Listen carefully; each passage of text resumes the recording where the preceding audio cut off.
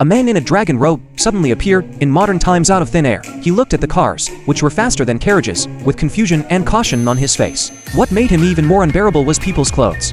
He thought, how improper and indecent. A flying drone. He took it as an iron bird monster and immediately cut it down with a knife. The reason why the emperor could come to the present time dates back to the great Zhou dynasty 1,000 years ago. A girl from modern times accidentally traveled here 3 years ago. It became a small imperial concubine beside the tyrant. To save her life, she restrained all her sharpness, was cautious every day, and tried to please him. She waited silently for 3 years and finally, the night of the 9 planets alignment, which was her only chance to go home. However, at this critical moment, an assassin suddenly rushed out, targeting the man in the dragon robe. In the blink of an eye, the girl made a surprising move. She grabbed the man beside her and used him as her shield. Seeing that the time to go home was just around the corner, she no longer cared about pretending and told all the truth to the tyrant in one go. Before the woman finished speaking, she was sucked in by a bright beam of light. In the man's shocked eyes, she finally returned to the modern times she had been longing for. The depression and fear of 3 years vanished, but she never thought that the tyrant would not let her go. He followed her angrily through time. When they met again on the street, the man questioned her aggressively. The girl was scared out of her wits. She knew well that this man was moody and decisive in killing. If he caught her, she would lose her life, so she ran as fast as she could. But she could not run faster than the emperor.